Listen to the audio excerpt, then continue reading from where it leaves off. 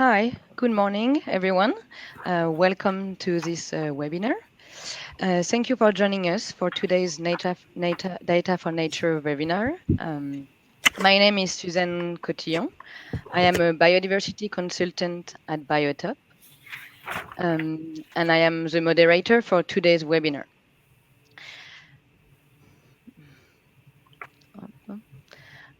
So just to start, I'll present a quick context of this webinar. So just Data4Nature is an initiative supported by IFD and the Global Biodiversity Information Facility, also called GBIF.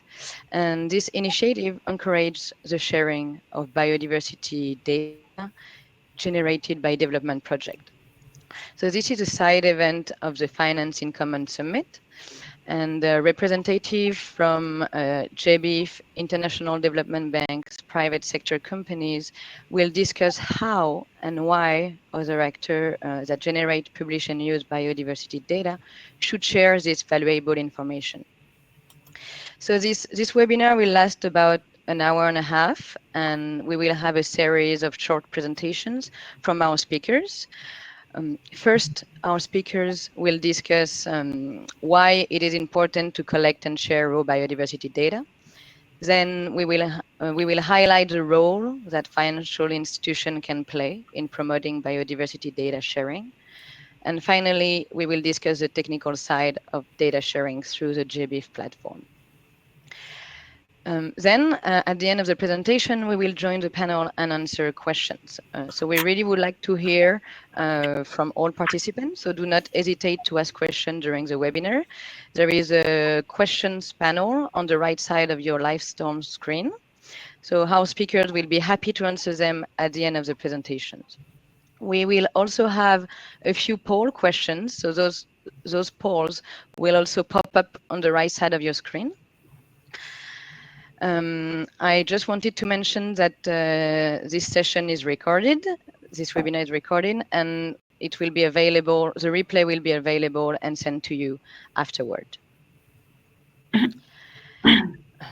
Okay, so first, to start, let me introduce you the speakers for today's presentation. We have 6 speakers with us this morning. So Jean-Pierre Barral from IFD, he's the head of the Energy and Digital Transition Department. Sarah Goulart from EDP, she's the Environmental and Climate Deputy Director. Tim Hirsch from GBIF, he's the Deputy Director. Sonia Liore, she's the Energy Task Team Leader at IFD. Audrey Roshkov, she's the Secretary General at FiCS, the Finance in Common Summit. And finally, Clarisse Thornton from Export Development Canada. She's the Equator Principal Biodiversity Work Group Lead. Biodiversity, yeah. So, I can see.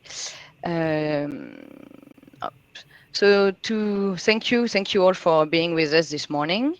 And to start with this webinar, I would like to invite Audrey Roshkov to talk a bit more about the Data4Nature initiative as a solution supported by the Finance in Common Summit.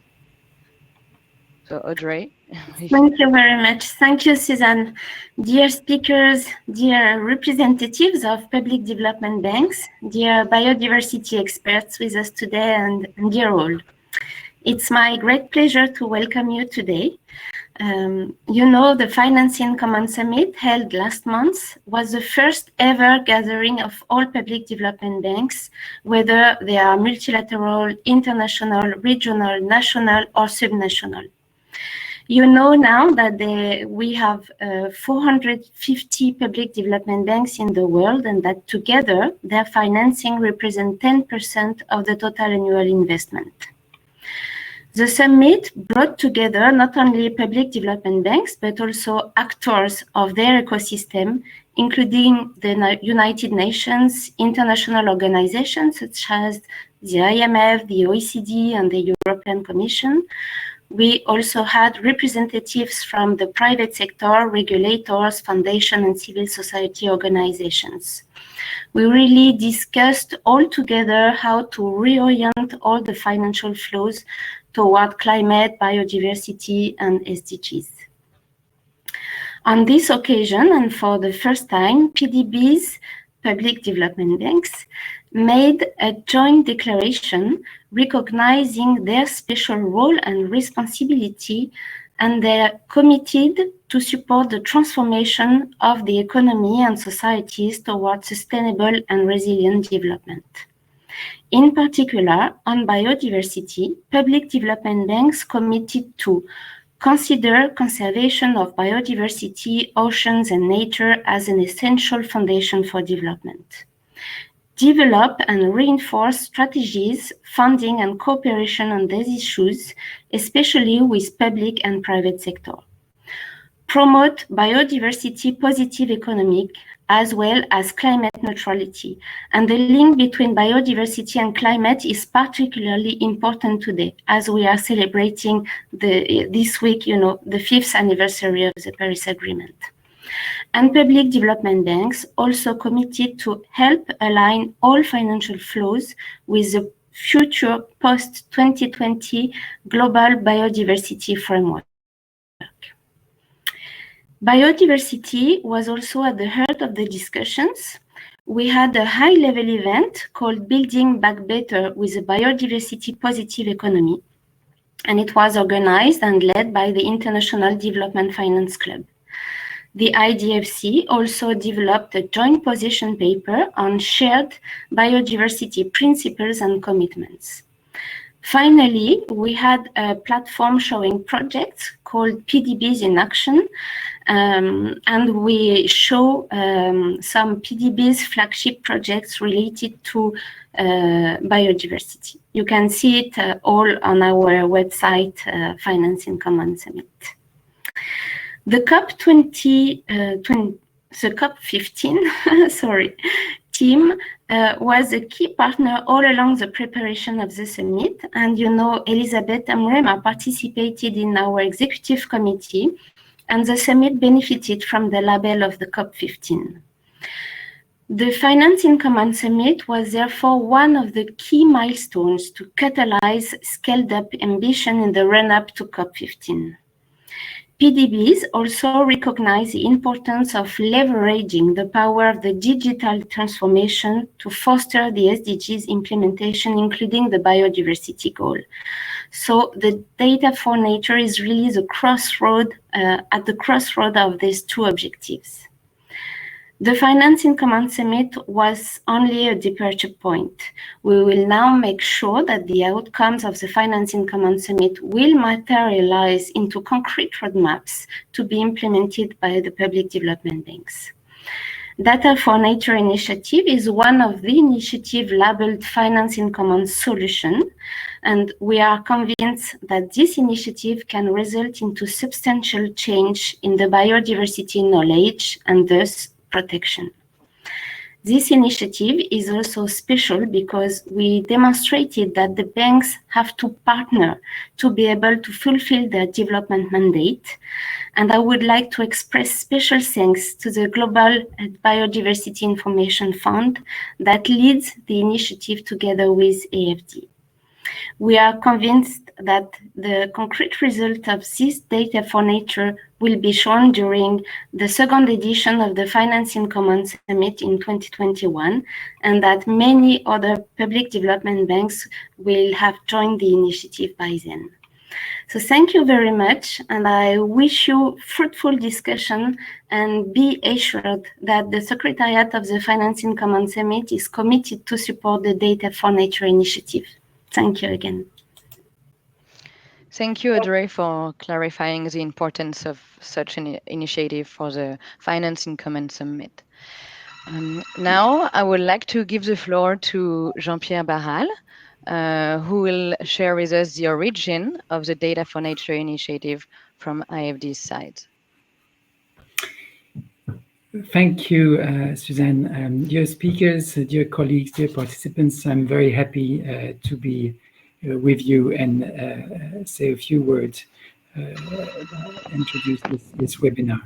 Agence Française de Développement is the French bank in charge of implementing France Overseas Development Assistance agenda and is active in 115 countries. In 2019, AFD and its subsidiary Proparco committed 14 billion euros to support and accelerate transition toward a more resilient and sustainable world. Roughly half of this amount goes to financing infrastructure, energy, water and sanitation, transport, urban development. And so all these projects give rise to feasibility studies and environmental and social impact assessments. A few words on how this initiative came up. It all started back in September 2019 when one of my staff members, an energy specialist, jumped into my office to tell me about this idea she had with other colleagues and requested a budget to test it. My first question was whether it will not take too much of her time, since access to energy in Niger was and is still a burning topic as she was in charge. She replied that she will dedicate extra time to this, and I approved the budget and the working group was set up. A very operational working group across different business units, not many biodiversity specialists, but all passionate and willing to dedicate extra time on how to mainstream biodiversity in AFD's day-to-day operation. The Dépôt Bio system set up by the French government in 2018 was the precedent to follow. Every investor in France doing an environmental study has to deposit raw biodiversity data in a public database that feeds GBIF international database. So the working group hired the consulting company Biotop to check the feasibility of this initiative, which was tested with existing projects, discussed with GBIF France and GBIF Secretariat. Eventually, this initiative was tabled to AFD Executive Committee. At the same time, both biodiversity and data were on the top of AFD's strategic agenda, and a biodiversity strategy and a data governance strategy were being discussed. So this was extremely timely, and this bottom-up initiative fed these strategies and received the full support of AFD management. So the outcome is the following. From now on, AFD's standard financial agreement will include a Data4Nature specific clause so that raw biodiversity data gathered by feasibility studies can be shared on GBIF open data platform, And this is in line with an IUCN recommendation. So I would like to tell other banks that it takes just a little extra effort to share the biodiversity data of the project they finance. And this makes a real difference for emerging countries where biodiversity knowledge can be scarce. Together, we can share data to protect biodiversity. And I would like to express my sincere thanks to GBIF, GBIF France, and Biotop for working hand in hand with our team to get this initiative started. And of course, congratulate the team who led this grassroots initiative: Sonia, Julien, Anne, Naïg, Xavier, Pierre-Yves, Sylvain, Agnès, and Selim. And a big thanks to our communication department for their support. I hope we'll have the opportunity to meet again at COP15 and discuss progress, and I wish you a very fruitful discussion. And we'd like to share a very short video on this Data4Nature initiative. Thank you. Thank you, Jean-Pierre. So as you say, to conclude this on this introduction, we'll show you the very nice Data4Nature video that will give you a broad view on the purpose of this initiative. So up.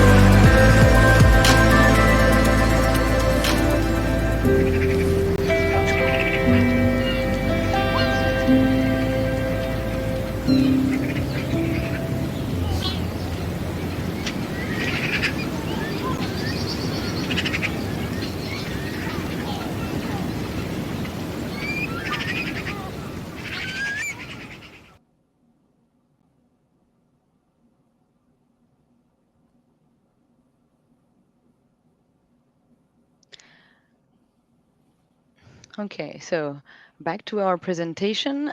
We'll start with the first part, where we will discuss why it is important to collect and share raw biodiversity data. So first of all, what do we mean by raw biodiversity data? Well, this term refers to the observation of fauna and flora situated in time and in space. This type of data, also known as occurrence data, provides evidence that a species is present in a particular location on a given date. Raw biodiversity data generally arise from field naturalist inventories and can be collected in many different ways.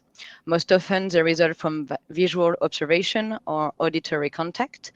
However, they may also be obtained through recordings, through camera traps in the case of large fauna, or ultrasound detector in the case of bats, for instance, or they could be obtained from sample collection, environmental DNAs in the case of aquatic fauna, for instance.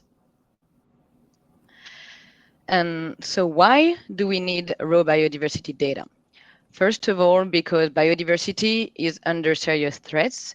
As you all know, and as it had been mentioned earlier, the 2019 EPBS report on the state of biodiversity indicates an unprecedented and accelerating species extinction rate.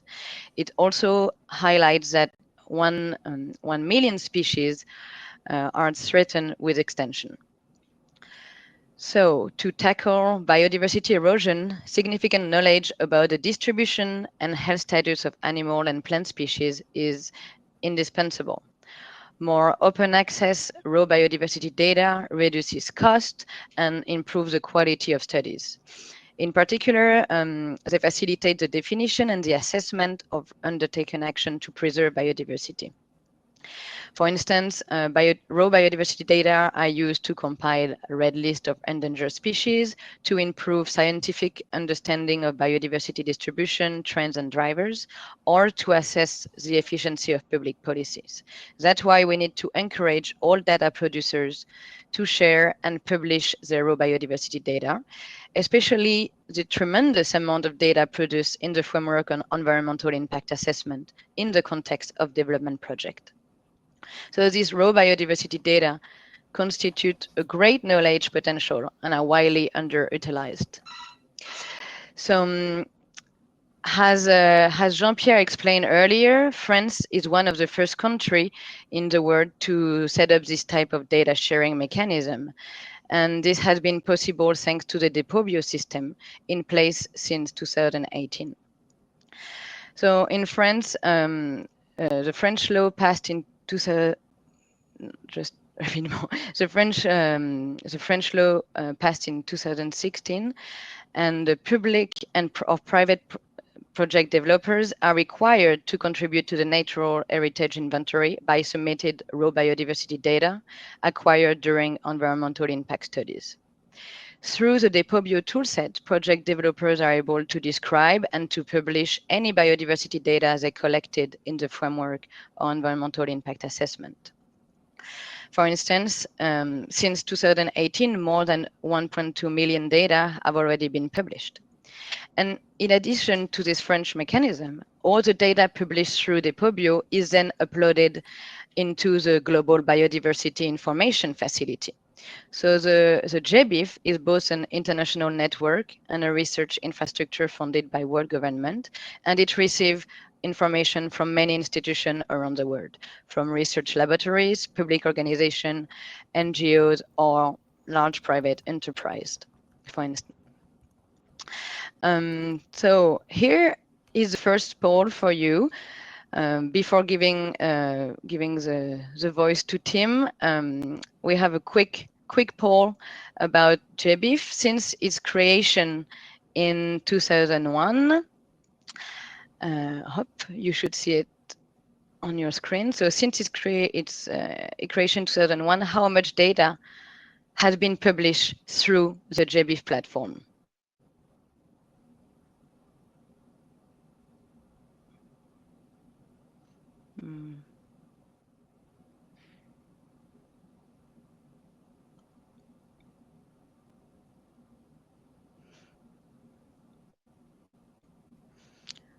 Okay, so yeah.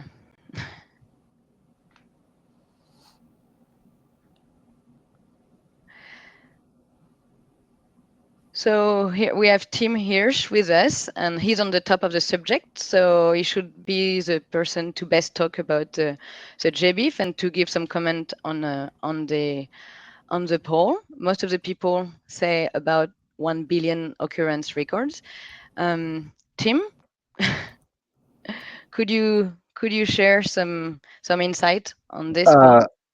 Yes, and in fact, the answer to the question of that poll is actually on my first slide there. If you look at the screenshot of, then that's the today's view of the gbif.org homepage.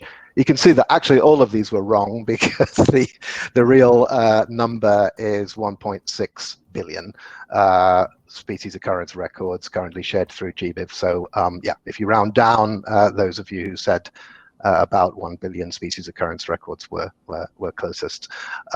So yeah, that's the volume we've got. Interesting that actually 41% of you reckoned that we had only about 1 million. So it's obviously a lot more than that. But just to clarify, that doesn't mean, obviously, the number doesn't refer to the number of species. It refers to the number of individual records of evidence of the occurrence of species. So it's total observations, specimen collection, events, etc. So it's about 1.6 billion. So that's a nice lead into my short presentation. So first of all, thank you very much indeed for the whole team at EFD for organizing this webinar, and we've been really hugely appreciative of the efforts that have gone into starting off this Data4Nature initiative, which we are delighted to be a part of. So just a brief word about what GBIF is. We are an intergovernmental network. We're a voluntary collaboration. We're not part of the UN system, and we exist through voluntary memorandum of understanding between participating governments. And we've been around since 2001, and we operate through a network of what we describe as participant nodes. So in the case of our national members, that's a unit within each participating country that coordinates the mobilization and sharing of data and works as part of our global network.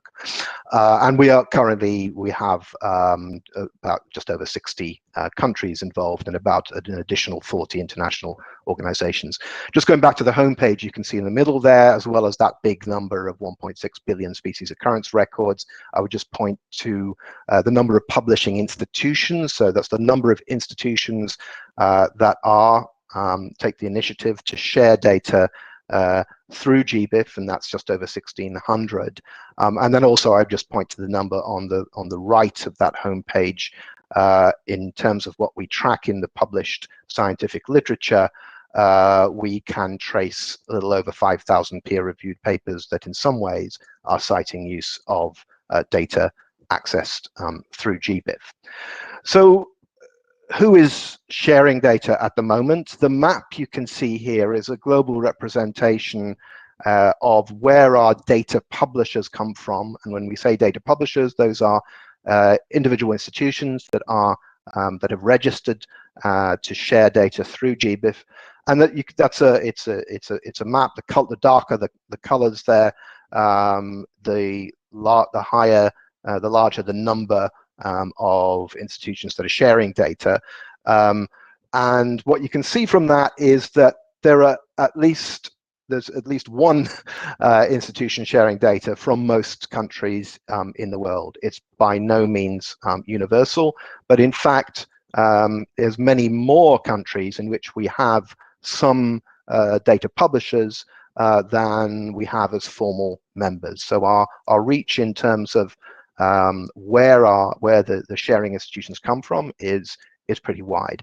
Who are they? Well, there are, you can see in the bullet list there, it's a combination of museums, research institutions, government agencies. An increasingly important part of our network, of our publisher network, are networks that themselves are bringing together lots of citizen science data, some of those very, very large numbers indeed, NGOs, private companies and consultants, but I think it's important to emphasize at this stage that is a minority of the institutions that are sharing data through GBIF, hence the importance of the Data4Nature initiative. And we're also bringing together, we're a kind of a network of networks in that there are specialist networks for particular categories of data, marine, agrobiodiversity, DNA sequences, etc., that we also are bringing in to that global knowledge base. This gives a sort of schematic view of what really GBIF does in terms of the function we play. It's not our data. We are providing what could be described as a window on the evidence that exists of where species have occurred in space and time. And on the left, you get a sense of the different sources, the types of evidence that are brought together through the use of common standards. And it's that effort to promote and help people to use common ways of expressing, for example, the occurrence of an organism in space and time using standard vocabulary, standard terms, enables us to bring together, for example, data coming from natural history collections, observations of many kinds, including organized surveys and citizen science observations, literature, remote sensing, and increasingly, as a really important growing source of evidence, the sampling of DNA in the environment, or eDNA. That is brought together through a central indexing process, and that then makes the data available for reuse and searching and free and open access for use in research and various policy applications.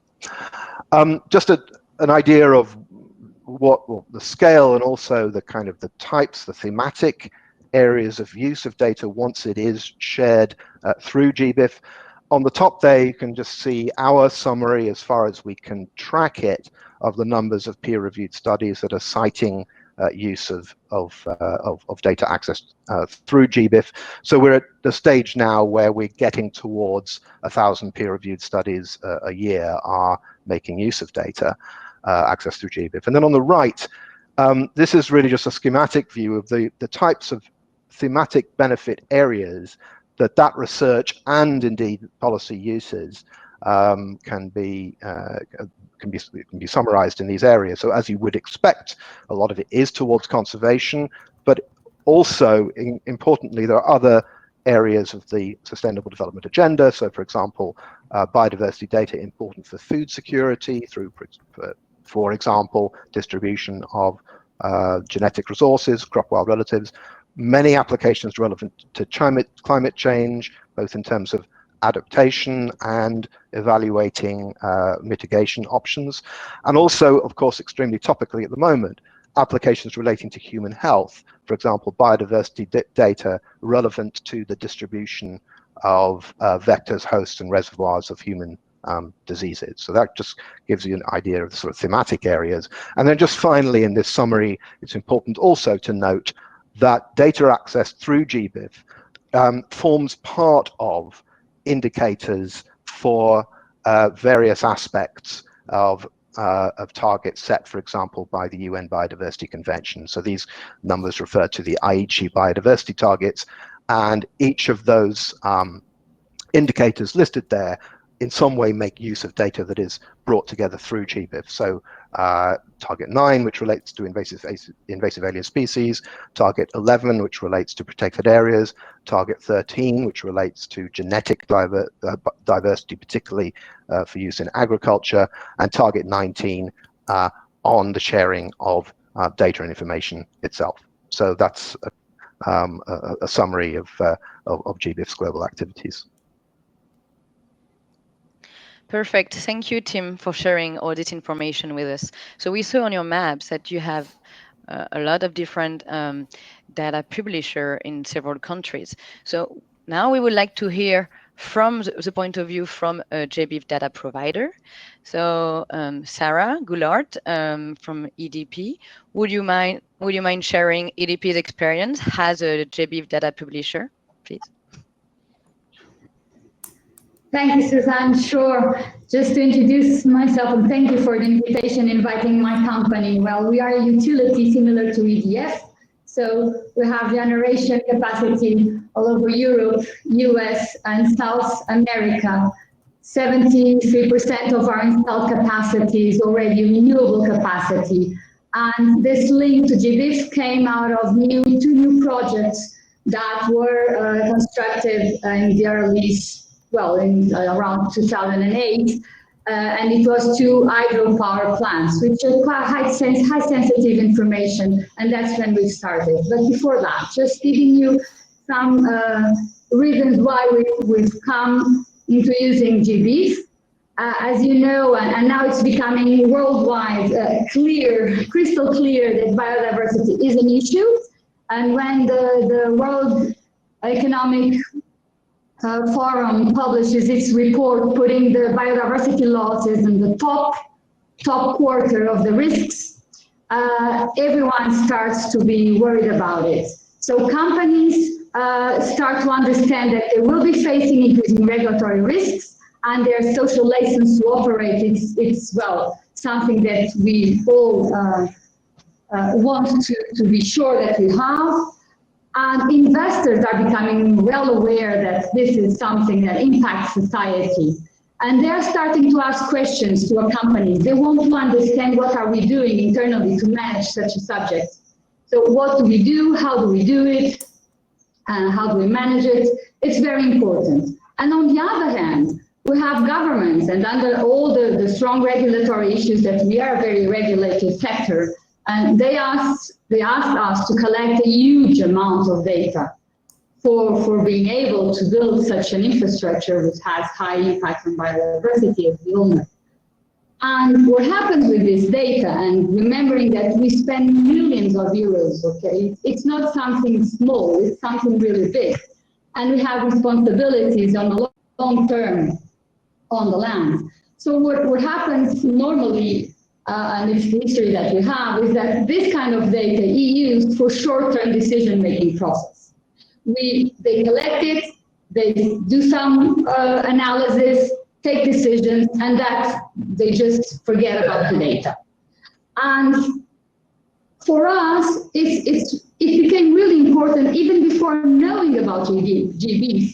We already have a scientific partner with us, working with us, and we were already financing a local, a national platform to be able to share information, because our thought was, we need to learn with this. We can't afford to have this kind of decisions today, and then in 5 years' time, things start changing, and everyone will ask everything again. So we need to somehow manage this information in a better way and effective way. And so when we learned about GBIF, we understood that there was a worldwide platform where we could use and work collaboratively with the whole world without financing an internal platform which didn't make any sense. And with that, we believe that we will be capture all the value that we already spend the money. So capturing this value and putting to society, it would be much more valuable for everyone. So that's what we did.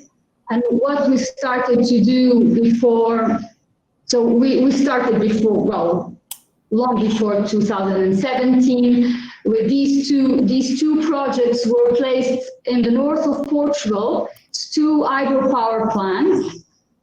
They are located in sensitive places. So a huge amount of data we have already collected. And so we started to face some barriers and difficulties around standardization. What happens today, and typically because the projects are very, very big, you start doing it on a layer by layer information. You normally, with such a project, you have different kind of consultants and universities working with us. So there's a lot of people, and each one of those teams have different protocols and different standards. And suddenly we knew that to use GBIF, we need to do a lot of inside information and learnings to how to put everyone thinking in just one way. So using the protocols that GBIF has was one of the learning curves that we had to have.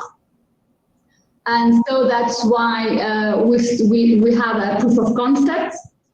We worked closely with the Portuguese node and collaboratively with our scientific partner, which is CBU. It's a research center in biodiversity and genetic resources based in Porto.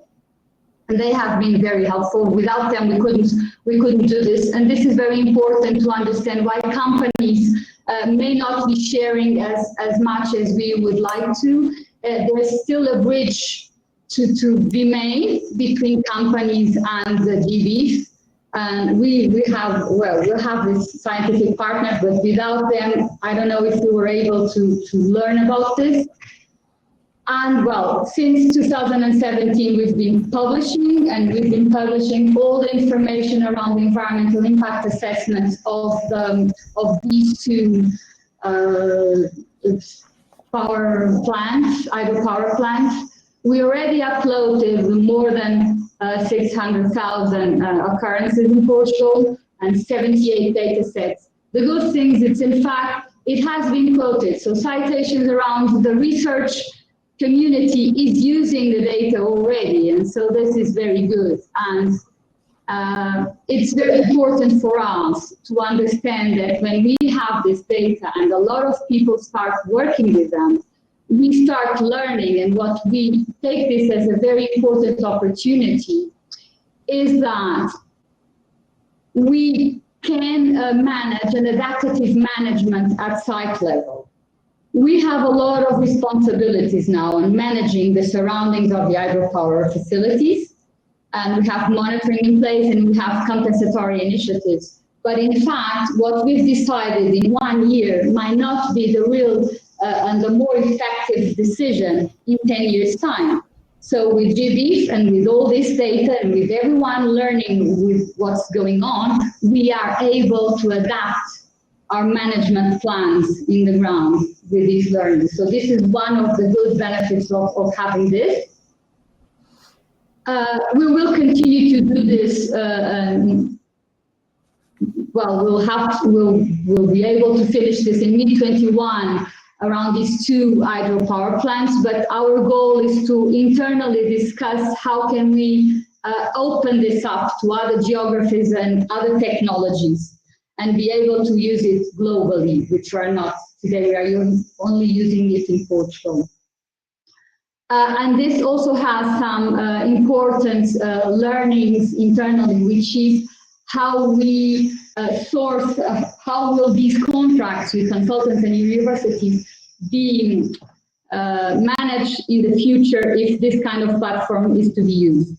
So standardization is one of the issues around this that we need to have in mind, as well as convincing the other companies of the group to be sharing this kind of information. And because we are in a forum where we are discussing the financial institutions and their roles, I think it's very important to understand that this is something that's it's not very common for a company to share this kind of data.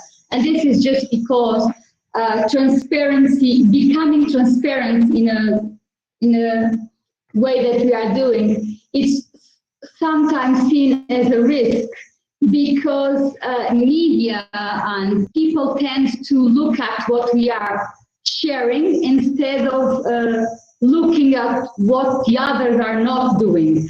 And so this is something that we need to think about it. And from my side, I think that's it.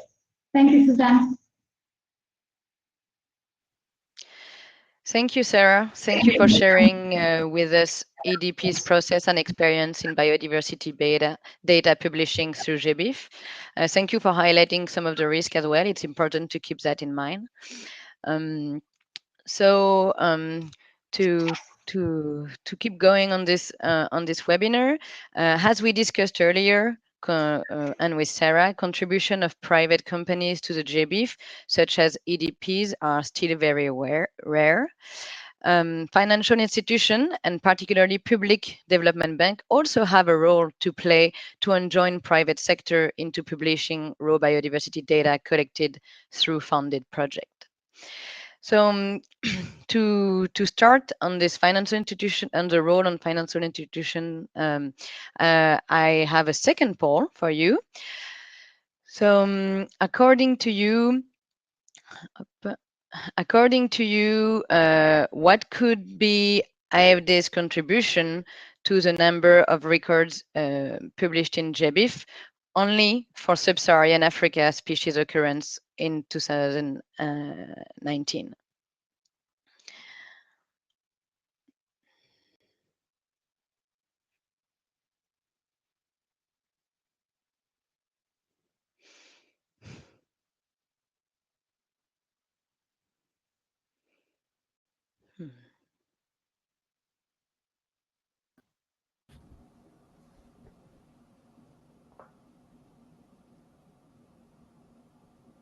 Okay. Well, we have various answers. So I think Sonia Liore from IFD can give us some insight on these numbers. Yes, thank you very much. Yeah, I see that participants are very optimistic about what IFD can do. So let me show you some maps to see if it's correct or not. But let me tell you that, yes, the majority is actually correct, it's 12%. This being said, there's also a good reason why. So, up. Wait, sorry, I've got a problem with it. Okay, got it. Okay, so this is today. So this is very unfair from IFD side. This is the data in the country we work in. Actually, there's very many data in Europe. There's very many data in the US, extra. But there's a very uneven repartition of data available. And then you have to note as well that this is excluding birds. So this is all data that are published in 2019 in GBIF, not cumulative, but during 2019. And then what we can see is also that the data are very scarce in some countries, it's basically where it's red. So in the next slide, you will see what it could be with the contribution of IFD data. So we basically go from very much from red to at least orange or green. Why is that? Okay, also because there's twofold. First is we can make a big difference because the data is scarce in most developing countries. This is definitely not the case in developed countries, but we can make a difference because we work in these very specific locations. So some countries are overrepresented as compared to others. Secondly, we can make a big difference because this project we finance collect a lot of data. It's basically what was said by Sarah Goulart. Our main business is not biodiversity, it's definitely not only biodiversity, but we finance lots of roads, electric grid, schools, whatever.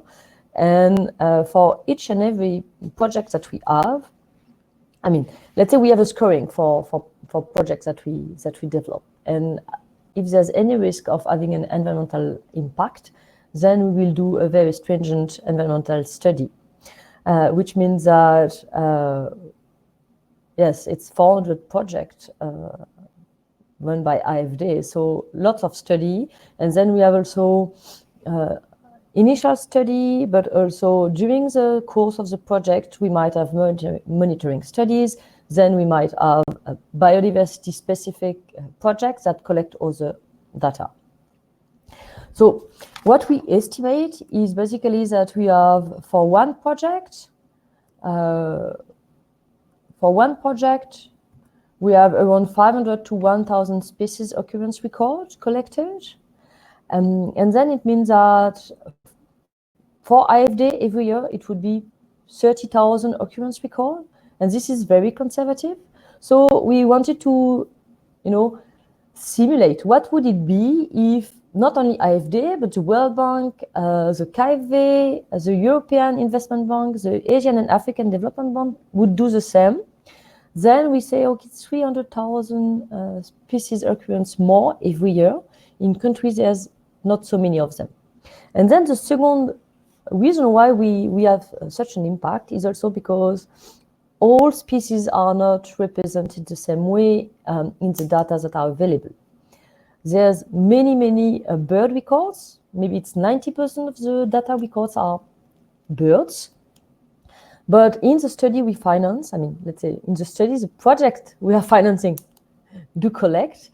It's mostly plants and insects and amphibians and mammals. So it's basically also data that are quite scarce. So it's the reason why we can make such an impact. But definitely the impact is much bigger if many PDBs do basically the same.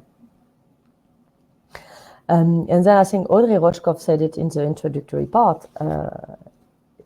Represent 10% of the global investment every year, not investment financing every year. And we are in some countries, like African countries or some Asian countries, the public financing of public development bank represent much more than this 10%. So it's the reason why we have a very specific role to play and also very specific responsibility. Perfect. Thank you, Sonia, for highlighting the impact that public development banks could make by sharing all the biodiversity data collected through their funded project. Actually, other financial institutions, such as private financial institutions, have taken some actions through the Equator principles to encourage their client to share biodiversity data. So we have Clarice Thornton with us from the Equator Principle Biodiversity Work Group. Clarice, could you explain what are the Equator Principles and how do they encourage financial institutions and their client to publish biodiversity data through GBIF?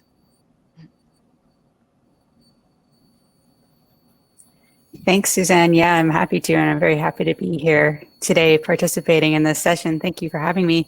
I know I've been having a few microphone issues, so if I'm cutting out, please just let me know, and I'll try turning off my video or taking out the headset.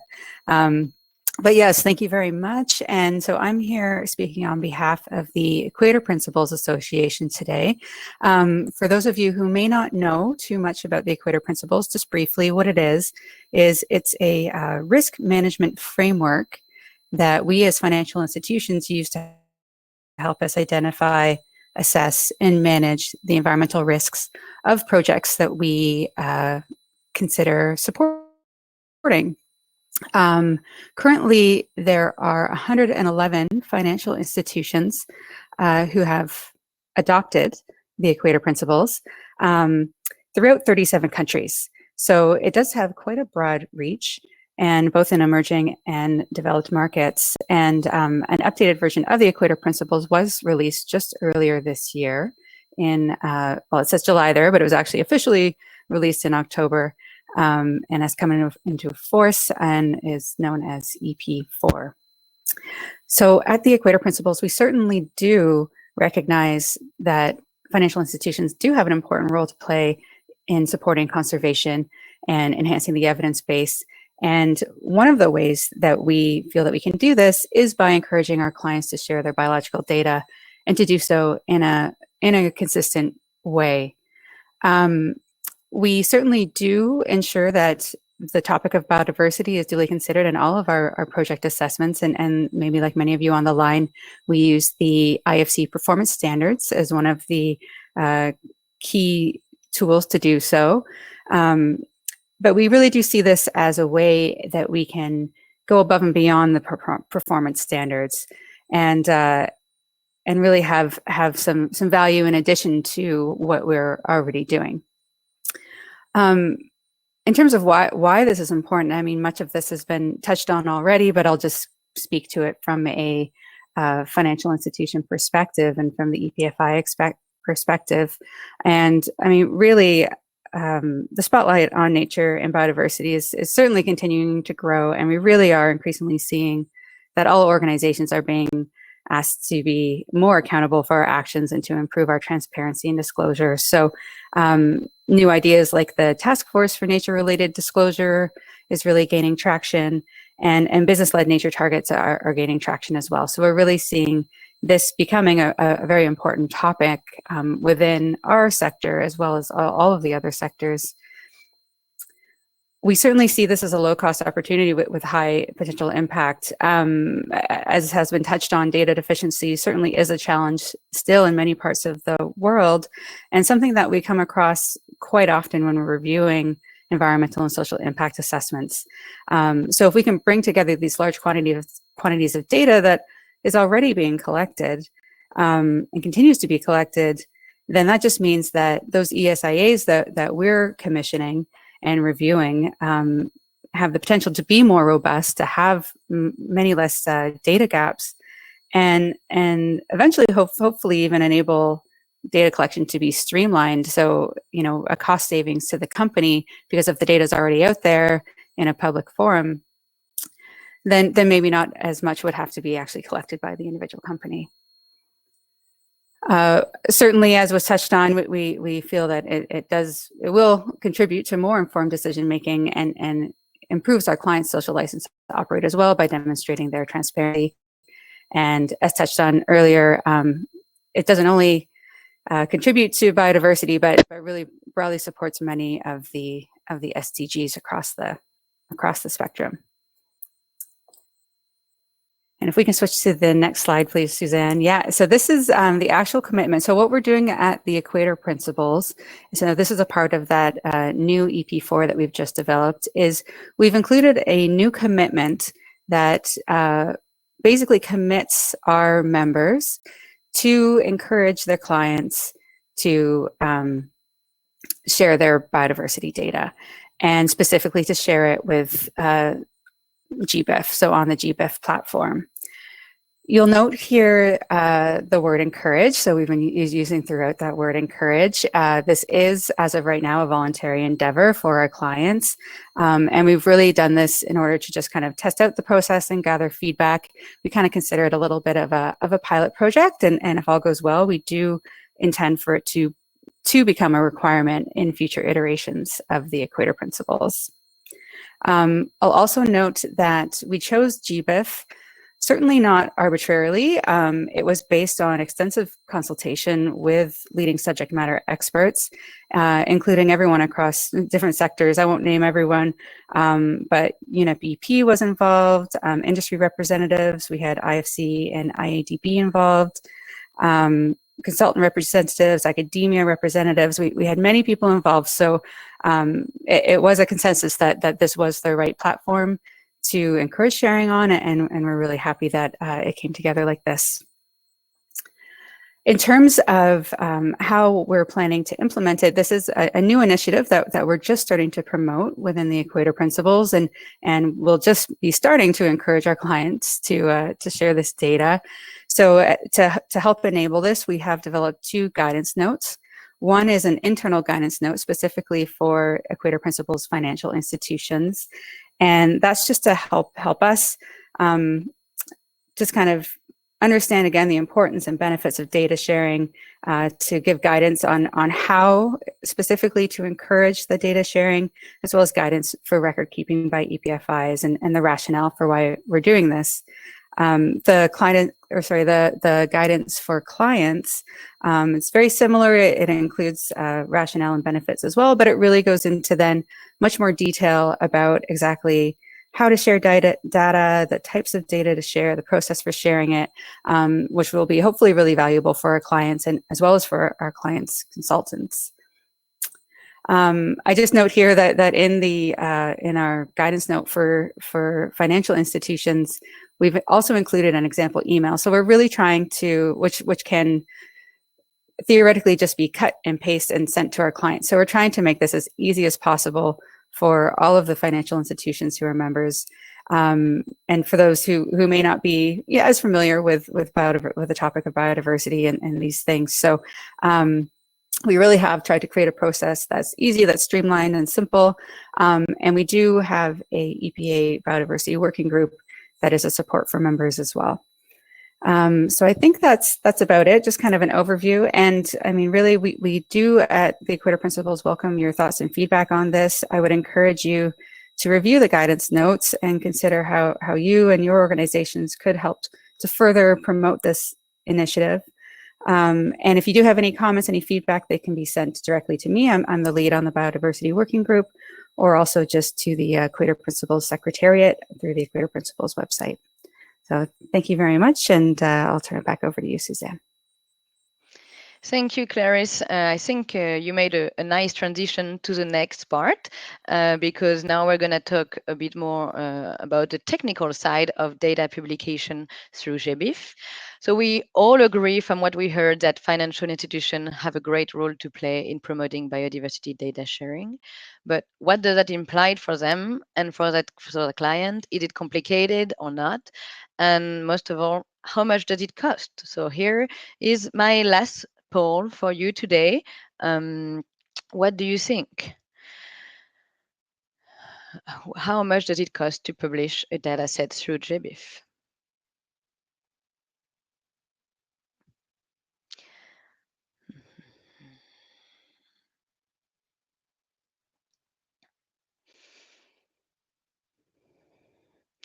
So I'll let Tim take the lead on explaining the overall process on publishing biodiversity dataset through GBIF, and maybe highlight any concern people might have regarding this process. Yes, thank you very much, Suzanne. So just to pick up directly from the poll, I'm glad to see that 90% of you believe that it is free to publish data sets through GBIF. That is absolutely right. There is no charge. I would just add, though, that it doesn't mean that the infrastructure that GBIF runs is free. Clearly, we need to have stable funding, which comes largely through our government. So I just kind of point that out. It's absolutely free to take part in terms of sharing data and, of course, using data, but that doesn't mean there isn't any cost. So I just had to add that part. So yeah, to get down to, and I'm not going to go into great detail here, but it's really rather a schematic idea of the process of sharing data through GBIF. This slide may make it look somewhat more complicated than it really is, but it's really going from the left, the basic steps that we require. So we do require any entity sharing data through GBIF first to register as a data publisher. So it is on the basis of organizations and not directly from individuals. That there's a form to do that, which is linked there, and that goes through a process of being endorsed by our national nodes where they exist. There is, of course, the step of data capture, and it's important that the data itself is either captured initially in the formats that make it suitable for sharing, or then is mapped to those existing standards. And we have templates for entering in data into those standard formats. The third part is tool selection. So that's really looking at the platform from which data is going to be shared through GBIF. And that's just to clarify that people don't literally send data to us. We don't, for example, emailing us files. That's not the way it works. We work on the basis of a distributed set of access points that can be in national nodes or can be in individual institutions, which uses a particular tool known as the Integrated Publishing Toolkit to then register data sets and make sure that they flow through to GBIF and are indexed. So that's a process that requires just some choices about whether the data itself is going to be hosted locally within an institution or through a national node or other solutions that we can offer. Then, of course, once that tool is selected, the data needs to be prepared, and we have guidance manuals and training associated with this to ensure that the data is formatted into the correct types of files that can then be shared and harvested through GBIF. And then there's the actual act of data publication, which is once all of the data is organized and an appropriate access point is selected, there's then the simple step of agreeing that that data is published through GBIF, and then it appears on the platform, and often on in the same process through platforms that are operated nationally or regionally or through thematic networks. So that's the kind of the basic set of steps. I don't think there's much point going into too much more detail there now, but it I hope identifies the kind of considerations that are required on where you need to engage consultancies or your own teams to be sharing data through GBIF.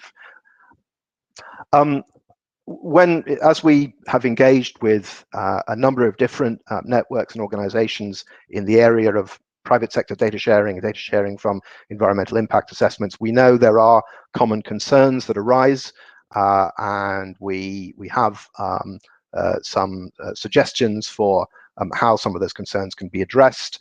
And I've put in this table just a few examples that we commonly get, very natural questions that arise. So, for example, there are often concerns about potential risks of harm from sharing very precise location data associated with sensitive species, which could be highly endangered or high value species. And there is guidance for ways in which the data can be shared, but with more or less precision in terms of the location. And we've actually just published an update of some detailed guidance on that, which we can share. There's of course questions of commercial sensitivity during a licensing period, and it's perfectly acceptable practice as far as GBIF is concerned that the data sharing could be only after the licensing period is complete. There are issues around reputational risk. I think we would argue that the reputational benefits outweigh the risks, and government buy-in. Just to comment that we do have very close association with the Convention on Biological Diversity, the CBD in particular, which itself has agreed guidelines on open data sharing, and indeed the publication of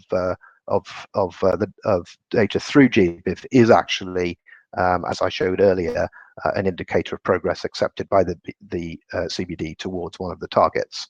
And then, of course, there's the issue of cost. Well, as I mentioned, it is free to share, but our argument is that there are actually potential savings by efficiencies in open and well-organized data accumulation, which can help to provide baseline data for subsequent assessments.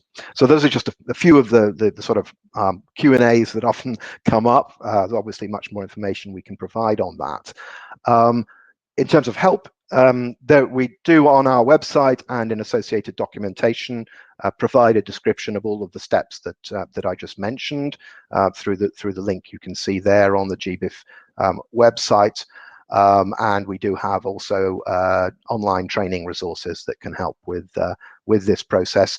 A key step, I think, in many ways, I think the first step we would really encourage people to take is to check out if you are in a country that has a participating node, and there's a list in the link that I've given there. Then our nodes are a key part of their function is to assist stakeholders within their country in the process, including the technical process of sharing data through GBIF. And we have in the Secretariat a dedicated mailbox specifically for questions around sharing from the private sector. And when I say private sector, it's really a shorthand for sharing from environmental impact assessment generated data. So feel free to contact us directly for any support. So I will stop there. Thank you. Yeah, perfect. Thank you, Tim. Now I think before taking the time to answer some question, I would like Sonia Liore from Data4Nature working group to clarify the selected process to publish data collected through a project funded by Development Bank on GBIF.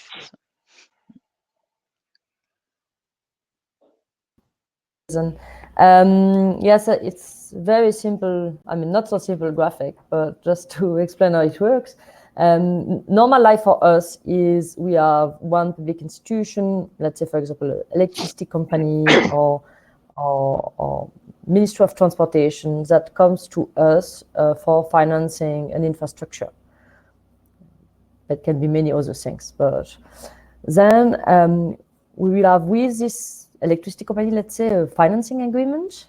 And what we do is we introduce a specific Data4Nature clause in this contract agreement, saying like, okay, whatever data, raw biodiversity data that is collected for the project needs to be shared with GBIF. Then this client, so electricity company, for example, will subcontract consulting companies that are in charge of this environmental assessment or data collection. So they will add this clause in the contract of this consulting firm, and they will be in charge of publishing through the GBIF. Then we can check what was done. So that is basically the way it worked. Then we had quite extensive review while checking the feasibility of this initiative, how it works really. So we basically checked with some existing project if consulting company could make it, because it's what we need to know is also that most of the time part of the environmental studies are made before we accept to finance the project. So the question was very much, even if there's existing study, is it possible to get the data and use them again? So that was completely fine. Then second question that we had to sort out was legal issue, property of the data. Would it be any constraint in terms of law or national law preventing a consulting company to share data with the GBIF? And then basically the answer was no. In no countries, in all legislation we looked at, there was restriction of publishing raw data. There can be restriction of publishing study, but not raw data. So that was the second point that was very important for us. So then we had to work out this clause that we had in our contract. And then we also asked actually Biotop, who worked for us on this initiative, to develop a very simple annex to explain how it works, and a very simple guide that it's also using GBIF tools. It's very good manuals and communication that is already developed by GBIF to make sure that it's actually doable. Because what we do is we discuss with the Ministry of Finance most of the time, or with a DG that has absolutely no clue about biodiversity, or at least definitely not about biodiversity raw data. So it needed to be very simple to understand for somebody that is not a specialist. So then the first step, and then the second step was also internally within IFD. How do we roll out this system? Because it's basically you have many teams. You have the energy team, you have the transportation team, you have the social security team, you have the health team, extra. So basically, every team needed to be aware of this clause and what does it mean. So then now we are rolling out a very simple training inside IFD to make sure that everybody knows basically what it is about. So we are using our environmental department for that.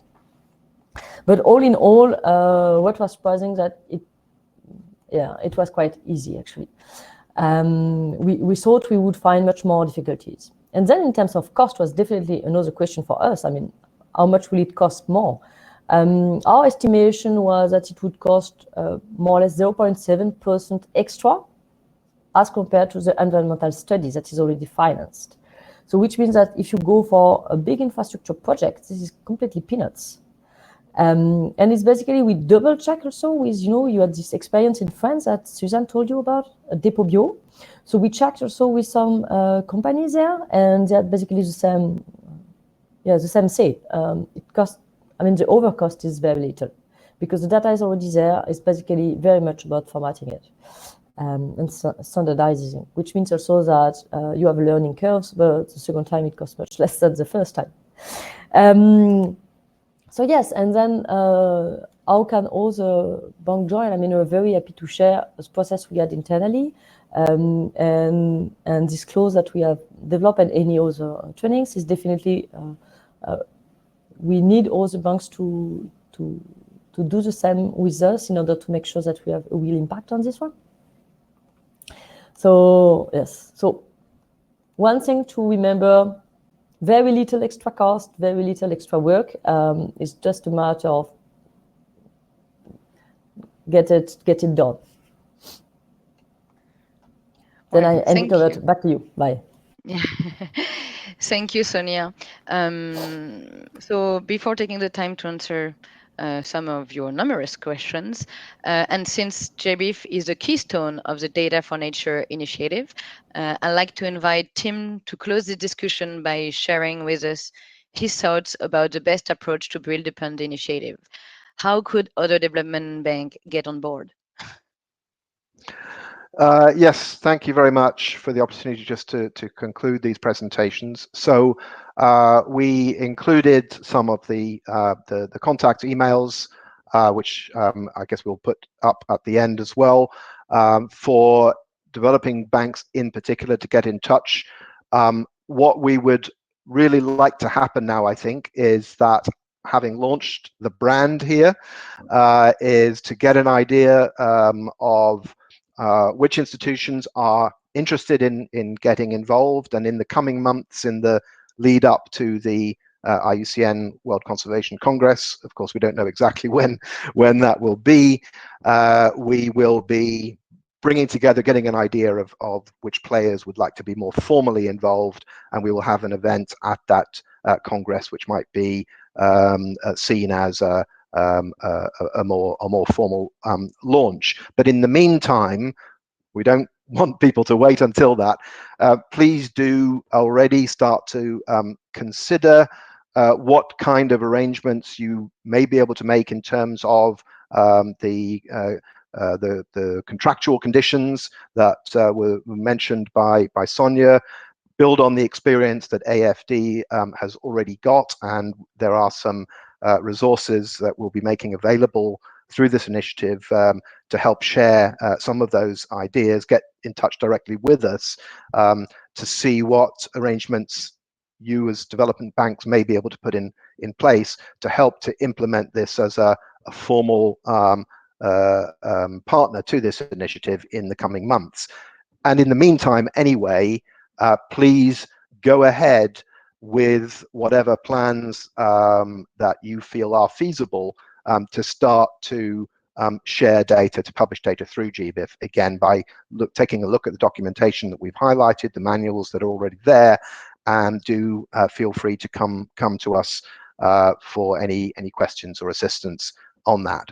And I would just finally say that I think we have felt for quite a long time, but I think we're really starting to see this come together now, that the developing bank community, that development finance is potentially an extremely important player in the bringing together of up-to-date, robust biodiversity data that is going to inform the global knowledge base and therefore policy and decisions on biodiversity. And we really hope that this initiative is going to be a great catalyst to see that dream we've had for a while becoming a reality. So thank you very much.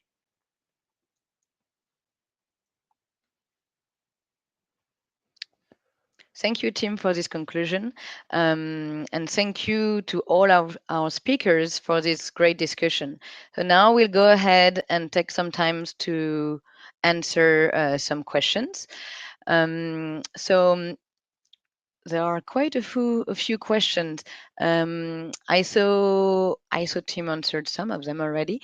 Maybe I saw several questions about the connection between IBAT and the GBIF. Maybe Tim, you could clarify the connection between both of these institutions. Yes, I think the headline is, I would say that that we would see these initiatives as being fully complementary. What IBAT provides is information based on various spatial layers to give an idea of risk assessments for a selected area. And they're taking, for example, information on the ranges of threatened and endangered species, protected areas, etc. What GBIF is bringing together and providing is the raw point occurrence data that helps to inform those layers that IBAT is then able to share and generate as a risk assessment tool. GBIF, one of the features of GBIF, and it's an absolute core principle of GBIF, is that everything that is shared through GBIF is absolutely free and open and accessible and transparent, so you can always drill down to the original record as it is shared. So it's an open way of making all of that data available to inform many processes, including, for example, the IBAT tool. Okay, great, thank you. We have a question also from Conrad about the effort to engage with consultant to store data in the right format. So what's the effort and the cost for the client? I think Sonia answered part of this. I would like to know if Sarah has some insight to share from the data provider side or on this point. Is it a lot of effort? Well, for us, thank you, Suzanne. For us, it was tough. Why? Because we have all the contracts made before we were using GBIF. So we had to change a lot of contracts, and all the relationship with the consultants and the universities that were working with us. We had to switch the protocol to find a standardized way of working.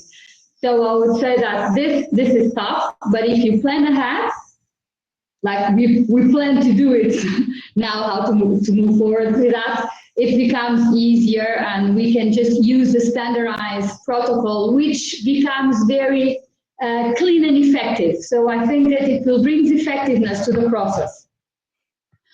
So yeah, that's what I can share on how to do it. Okay. Thank you then. There are a few questions also about how cross-border studies and how to ensure people cooperate from different countries. Is there any speakers who have some insight about this issue? Maybe I could pick it up. I believe that the context of at least one of those questions was around, obviously, biodiversity doesn't respect borders, and you have migratory species, cross-border parks, etc. And I think, in a sense, that emphasizes precisely the value of an open data sharing effort, because it means that, for example, in the context of migratory birds, anyone sharing spatio-temporal data about the occurrence of bird at any place in space and time using the common standards means that we can collectively put together information about the occurrence of that bird anywhere on the migratory range. So what you can filter through GBIF, for example, is not just where the organism was observed or collected, but when, including, for example, month of the year. So by sharing data in these common standards through a common platform, it means that transboundary information is all brought together in a way that can be interpreted through as a single data stream. So I think it's, in a sense, it's one of the great benefits of many different data sources all being brought together, is precisely that you can get this transboundary information. Okay. Thank you, Tim. I see there is also a question for you. Can we use GBIF? Can we use GBIF raw biodiversity data for a business after added value? Yeah, that's a good question. So just one thing maybe just to point out is that all data shared through GBIF must be shared with using an open data license, or rather, I'll be specific about it, a Creative Commons license or a Creative Commons zero waiver. And of the two licenses allowed through GBIF, one is what's known as CC BY, so it's attribution, and there is the strictest license that can be applied is CC BY NC, which is a non-commercial use license. A minority of data is shared through non-commercial use. So strictly according to the use terms, if there is a known commercial use being envisaged by use of the data, then the non-commercial records should be filtered out. Having said that, and it's important that the term added value is used there, there is really, other than that that filter I mentioned, there is no particular restriction on what data can be used for in terms of onward processes or products.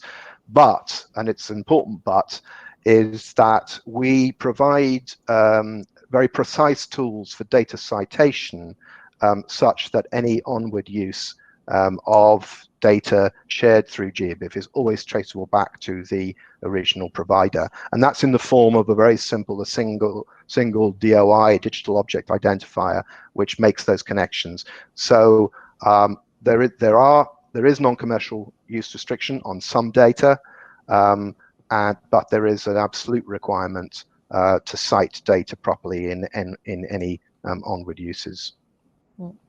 And then maybe from IFD side, I mean, we said that there's very scarce data in some developing countries, which is basically also a problem for us. When we request environmental studies, it means that data need to be collected. So after some, I would say some months, but it will be after some years, it will definitely improve the quality of the data we will get, because there are more data available. So it's definitely, I mean, it's not data only for research, it's also data for project and for infrastructure and for businesses. And I think it's also the experience of Data4Bio, actually. It improves the knowledge of biodiversity in France, but it also made environmental studies of much better quality afterwards. Yeah. Okay. Well, thank you, Tim. Thank you, Sonia. Still on the data, technical data side, we have a question from Joseph Bull about potential bias on publishing data. And I would add maybe if you could tell a few words on maybe quality issues on data. Is there any control over the data that are published? Yeah. So obviously, because the sources of data coming into GBIF by definition are very varied, very heterogeneous, there are going to be differences in data quality and completeness, and indeed, as you say, obvious biases in terms of which geographic areas and which taxonomic groups are better or worse, less well represented in terms of data through GBIF. I think in terms of the biases, users of data through GBIF need to be aware that there will be this great variation of completeness, and therefore deal with that in terms of their statistical modeling processes, and I think there are well understood techniques for how you deal with more complete or less complete data. In terms of the quality, it's obviously we want the data to be arriving through GBIF in as good quality as possible. There is a role that nodes play in terms of helping to ensure that data coming through to GBIF is of as high quality as possible.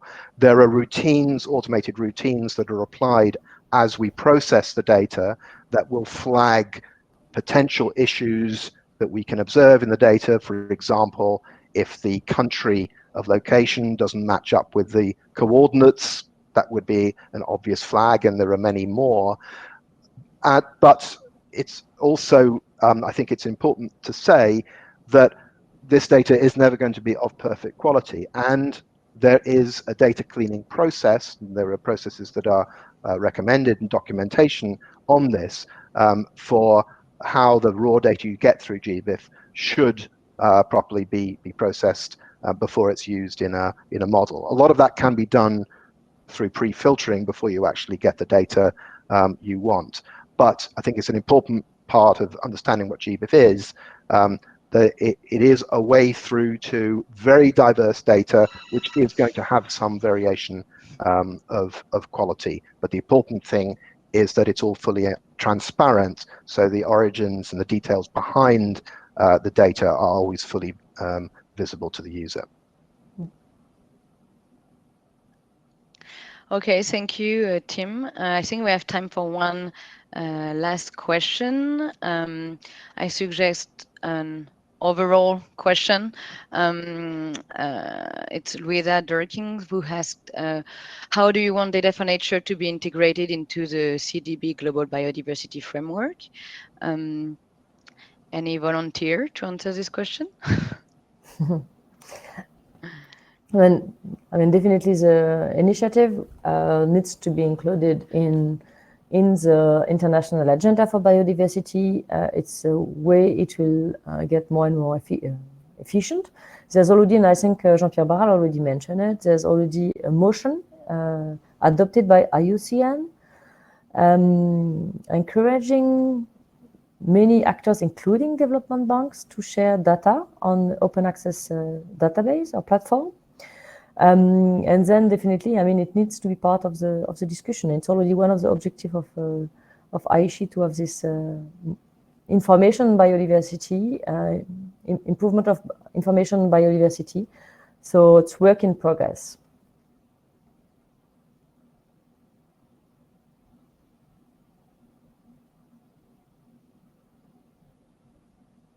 Suzanne, you're muted.